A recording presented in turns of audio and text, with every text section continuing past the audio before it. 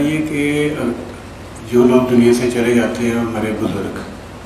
ان کو ثواب پہنچانے کے لیے اگر ہم کسی کو بلاتے ہیں، بچوں کو یا کسی حافظ قرآن کو کہ قرآن پڑھیں، تو کیا وہ ثواب انہیں ملتا ہے؟ دوسرا سوال یہ ہے کہ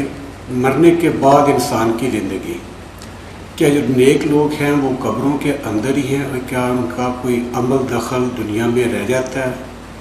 یا کیا وہ ہمارے لیے کوئی دعا کر سکتے ہیں یا نہیں؟ پلیز ذرا تفصیل سے اس معاملے میں روشنی فرمائیے۔ اس میں تو کیٹیگوریکل میرا جواب ہے کہ قطعاً نہیں،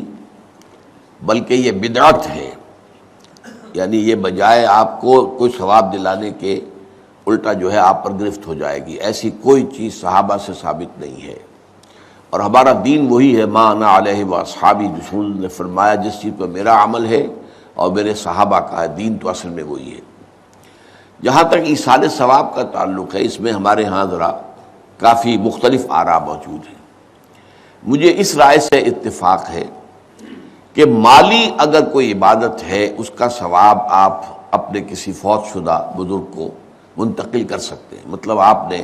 کسی بیوہ کی کوئی مدد کی ہے، کسی یتیم کی کوئی مدد کی ہے، کسی دینی کام میں پیسہ لگایا ہے، کوئی صدقہ جاریہ شروع کیا ہے خدمت خلق کے لیے وغیرہ وغیرہ،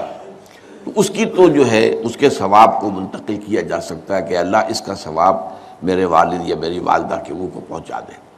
جسمانی نہیں، آپ نماز پڑھ کے کہیں اس کا ثواب، یا روزہ رکھ کر کہیں کہ اس کا ثواب، یا یہ کہ آپ قرآن پڑھ کر کہیں، یہ آپ ہی کو ثواب ہوگا، آپ خود پڑھیں گے آپ کو ثواب ہوگا۔ البتہ ایسے تمام افعال کے بعد جب آپ اللہ سے دعا کریں گے، یہ نہیں کہیں گے کہ میرے اس فعل کا ثواب منتقل کر دے، اے اللہ میرے والدین کی مغفرت فرما، تو یہ کوئی نیک کام کرنے کے بعد جو ہے اس دعا کی تاثیر جو ہے وہ بڑھ جاتی ہے۔ بس اس پہلو میں انڈائریکٹلی اس کا ایک تعلق بن جائے گا، ورنہ یہ کہ وہ اس طریقے سے بچوں کو بلانا اور پڑھانا اور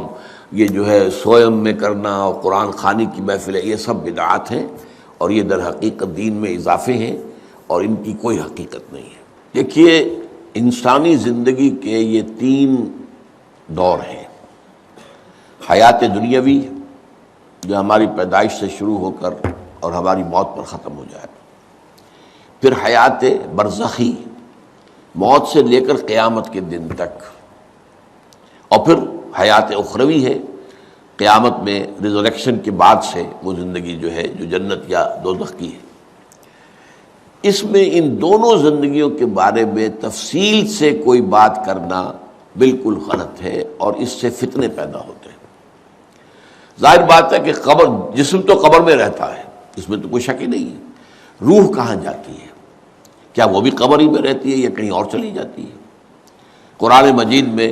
سجین اور اعلیٰ علیین کا ذکر موجود ہے، لیکن یہ تمام چیزیں متشابہات میں سے ہیں۔ یہ تمام چیزیں قرآن مجید میں سورہ آل عمران کے شروع میں بیان کیا گیا ہے کہ ہم نے یہ کتاب اتاری ہے، اس میں کچھ آیات محکمات ہیں، کچھ متشابہات ہیں۔ وہ متشابہات کا ایگزیکٹ مفہوم جاننا اس وقت ہمارے لیے ممکن نہیں ہے۔ یہ تو جب اس عالم میں ہم پہنچیں گے تو معلوم ہوگا کہ ہاں یہ بات تھی کہ جو قرآن مجید میں اس طور سے کہی گئی تھی۔ لیکن یہ کہ اس وقت جو ہے جتنا کچھ ہمیں حدیث صحیح میں مل جائے یا قرآن میں مل جائے، اس عالم برزخ میں بھی یہ تو ہوتا ہے کہ جو نیک لوگ ہیں انہیں کچھ نہ کچھ جو ہے اثرات اچھے ان پر پڑتے رہتے ہیں، ان کی ارواح پر کہہ لیجئے، اور کچھ جو برے ہیں ان کے اوپر جو آخری انجام ہونا ہے اس کی کچھ ریفلیکشن ہوتی رہتی ہے، جس کو حدیث میں کہا گیا ہے کہ ہر قبر جو ہے وہ یا تو جنت کے باغیچوں میں سے ایک باغیچہ ہے یا دوزخ کے گڑھوں میں سے ایک گڑھا ہے، یا کہیں کہہ دیا جاتا ہے کہ کھڑکی کھول دی جاتی ہے اس میں، یا جنت کی طرف سے ٹھنڈی ہوائیں آئیں، خوشبوئیں آئیں، اور یا دوزخ کی طرف سے کہ آگ کی لپٹ آئے۔ دوزخ میں داخل ہوں گے قیامت کے بعد ہی، اور جنت میں داخل ہوں گے قیامت کے بعد ہی، لیکن اس کے کچھ آثار پڑنے شروع ہو جاتے ہیں، وہ جس کو انگریزی میں آپ کہتے ہیں coming events cast their shadows before, بعد میں آنے والے واقعات جو ہیں ان کے کچھ سائے جو ہیں پہلے سے آنے شروع ہو جاتے ہیں۔ تو اسی طرح سمجھیے کہ جو کچھ آخرت میں کسی انسان کے ساتھ ہونا ہے اس کا ایک عکس جو ہے وہ عالم برزخ میں شروع ہو جاتا ہے۔ اسی لیے قرآن مجید میں یہ بھی آیا ہے کہ یہ جو آل فرعون تھے یہ صبح و شام جہنم پر پیش کیے جاتے ہیں، اور قیامت کے دن پھر کہہ دیا جائے گا ادخلوا آل فرعون النار، ان کو داخل کر دو آگ کے اندر۔ تو یہ اس حد تک، باقی یہ ہے کہ تفصیل میں جانا، ہاں ایک رائے ہے، یہ شاہ ولی اللہ دہلوی رحمۃ اللہ علیہ کی ہے، اگر ان کی رائے نہ ہوتی تو میں اسے بیان بھی نہ کرتا، لیکن یہ کہ وہ ایک بہت بڑے محدث اور بہت مفکر اور دین کے فلسفے سے بہت بڑے واقف انسان تھے، انہوں نے کہا کہ جو اولیاء اللہ ہوتے ہیں، اللہ کے نیک بندے، اللہ کے بندے، ان کے انتقال کے بعد ان کی روحوں کو بھی اللہ فرشتوں کے طبقہ اسفل میں شامل کر دیتا ہے۔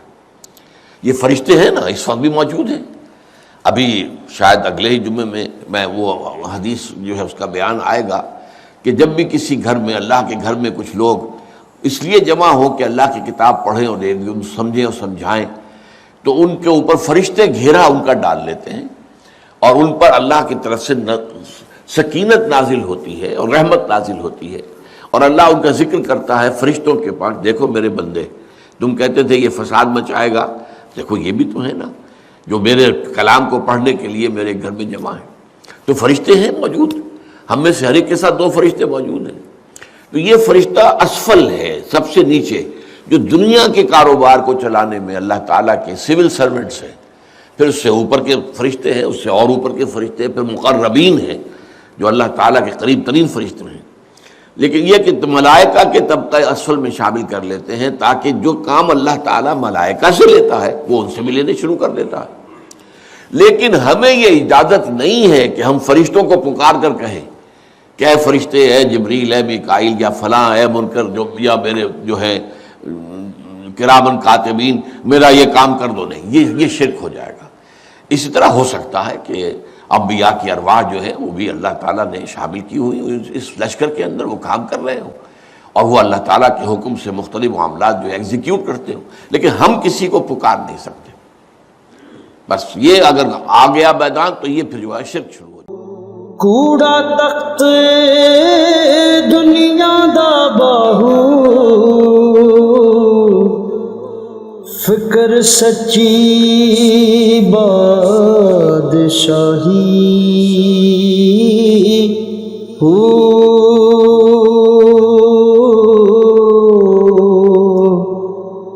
جس دل سے